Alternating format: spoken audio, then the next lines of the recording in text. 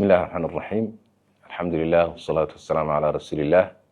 قال تعالى: قل بفضل الله وبرحمته فبذلك فليفرحوا.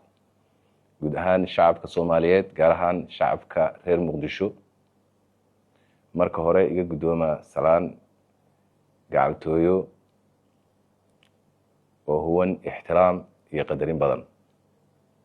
Marka labaad waxaan idin leeyahay hambalyo hambalyo hambalyo.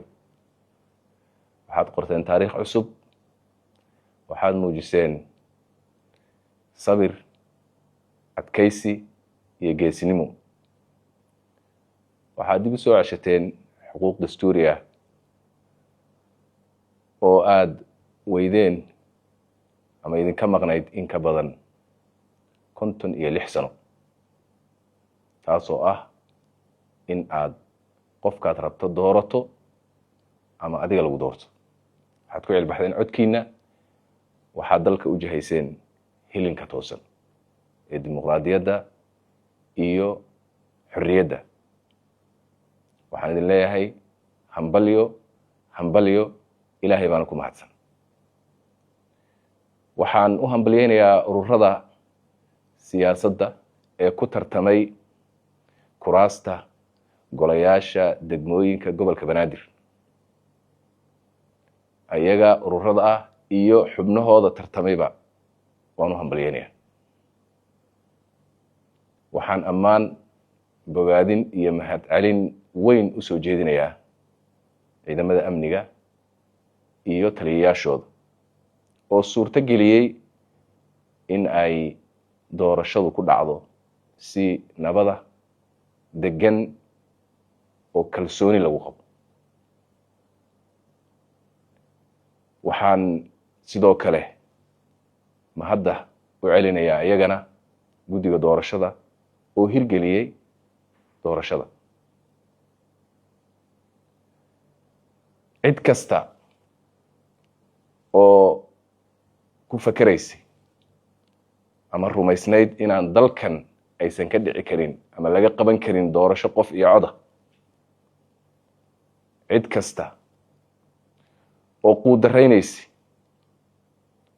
ama hunguri ka hayay dib u noqosho iyo doorasho dadban, cid kasta oo aaminsanayd in ay marin habaabin karto shacabka Soomaaliyeed, maanta wixii ka dhacay Muqdisho ayaa jawaab ugu filan. waxay dadka Soomaaliyeed ka sugayaan hambalyo iyo inay kala qayb qaataan farxadda. waxayse u badan tahay ama dhici karta inay dad badani aysan midaas samaynin, taas oo noqon doonta fadeexo iyo ceeb siyaasadeed oo abidkood daba taagnaan doonta.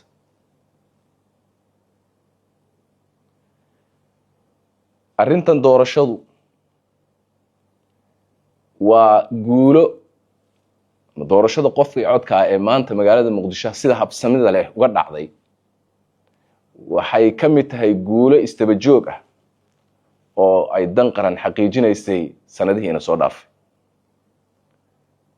oo ay ugu horreysay deyn cafintii, cunaqabatayntii hubka, inaan ku biirnay East Africa Community, in aan kursi ka helnay golaha ammaanka ee adduunka, in aan 4 cutub oo ka mid ah dastuurka dhammaystirnay, isla markaana golaha shacabka iyo aqalka saraba ay ansixiyeen, madaxweynuhuna saxiixay. tanina waa doorashadii qof iyo codka ahayd ee aan shacabka Soomaaliyeed u ballan qaadno. waa guulo istaba jooga oo aan dhammaad lahayn.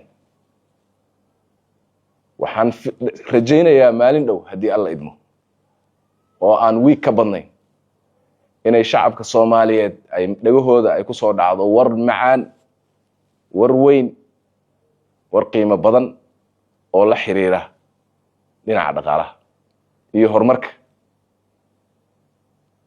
waan u hambalyeynayaa shacabka Soomaaliyeed meel kasta ay joogaan, mar kale gaar ahaan shacab weynaha caasimadda dalka ee Muqdisho. waxay xaqiijiyeen runtii warkii ay horay u sheegeen murtimaalka Soomaaliyeed iyo abwaanadeenna iyo fanaaniinteena oo ay dhaheen bulshadani walle wacad bay marto dalku waa one man iyo waa one vote war kalena ma jiro hambaliya mar kale. السلام عليكم ورحمة الله وبركاته.